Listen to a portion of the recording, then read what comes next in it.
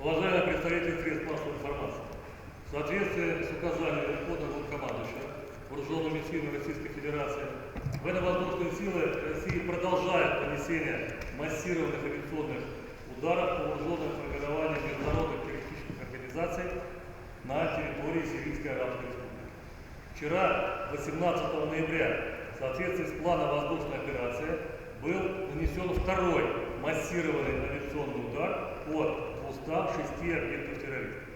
За сутки российской авиации выполнено 126 боевых вылетов самолетами Ту-160, Ту-22М3 с территории Российской Федерации и оперативно-тактической авиации с аэродрома Хмеймим. 16 крылатыми ракетами воздушного базирования большой дальности уничтожено 7 особо важных объектов террористов в провинциях Алеппо и Идлиб. Дальней бомбардировочной авиацией поражено 12 объектов вооруженных формирований ИГИЛ в провинциях Ракка и Дейр-эз-Зор. А ударная авиация с аэродрома Хмеймим выполнила 100 боевых вылетов и уничтожила 190 объектов бандформирования. Среди них 58 пунктов управления, 41 склад боеприпасов, 17 опорных пунктов и оборонительных позиций и 74 района сосредоточения. На экране вы видите данные объективного контроля нанесения ударов российской авиации по опорным пунктам, позициям и районам сосредоточения боевиков.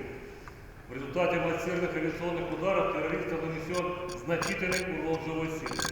По имеющимся данным, в связи с большими потерями и невозможностью проводить захоронение всех уничтоженных участников бандформирования в соответствии с нормами ислама, полевые командиры приняли решение сваливать тела простых боевиков в канализационные ямы. С целью скрытия истинных потерь эвакуация убитых и раненых боевиков осуществляется в темное время суток.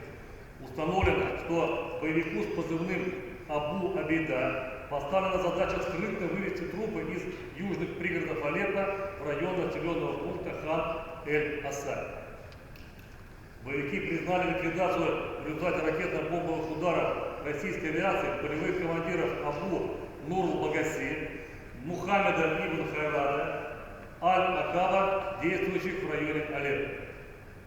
Поступила информация о том, что в ночь на 18 ноября членами бандформирования Шам-Талибан был организован вывоз тела своего командира Ахмада Зияя, уничтоженного в районе горы Джуб-эль-Ахмар. Остальные бандгруппы, действующие в этом районе, срочно запросили подкрепление ввиду больших потерь. По заявлению лидеров бандформирования, которые действуют в провинции Идлиб, в результате попадания российской крылатой ракеты в объект террористов, расположенный в районе населенного пункта Джузер, боевики понесли большие потери.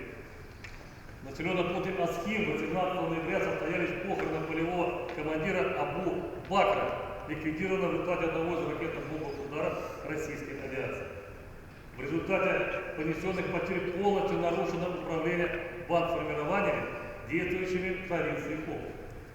Нами зафиксирован случай отказа от выполнения поставленных задач. Так, боевики полевого командира Абу Масаба Ас-Сури из состава группировки Джибгат ан-Нусра не выполнили задачи по уничтожению подразделений вооруженных сил Сирии в районе населенного пункта Дейр-Хана. А полевой командир с позывным Абу Хусан нарушил приказ руководства и отказался выдвинуться со своей группой в район населенного пункта Тель-Биса провинции Хомс. Эффективность ударов, наносимых российской авиацией, оценивается на основании данных объективного контроля получаемых самолетов и беспилотных летательных аппаратов. Поражение наиболее важных объектов дополнительно сверяется с данными космической разведки, а данные о потерях живой силы среди террористов мы получаем от сирийской стороны.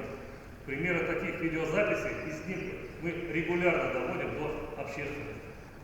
Сегодня в 9 часов утра по московскому времени военно-воздушные силы России нанесли третий массированный авиационный удар по незаконным вооруженным формированиям на территории Сирии. С 9 часов до 9:20 с территории Российской Федерации стратегические ракетоносцы Ту-95МС осуществили пуски 12 крылатых ракет воздушного базирования по объектам ИГИЛ в провинции Алеппо и Идлиб. Целями для поражения стали склады ГСР, завод по производству взрывчатых веществ, командный пункт и штаб-квартира организации ИГИЛ в городе Идлиб. 16:40 до 17:30 эскадрильи дальних бомбардировщиков Ту-22М3 нанесен сосредоточенный удар по 6 объектам в провинциях Рака и Дер-эз-Зор. Целями стали объекты нефтепереработки террористов на территории контролируемой организации ИГИЛ, склад боеприпасов и мастерская по производству и ремонту минометов. В результате ударов уничтожены штаб-квартира, 3 склада ГСМ и боеприпасов, завод по производству взрывчатых веществ, командный пункт, мастерская по производству и ремонту минометов, а также 3 нефтяных комплекса и станция перекачки нефти. В течение дня ударная авиация с аэродромов и МИМ запланировала 98 вылетов по 190 объектов. По состоянию на 17 часов выполнено 60 вылетов и 138 объектов уничтожено.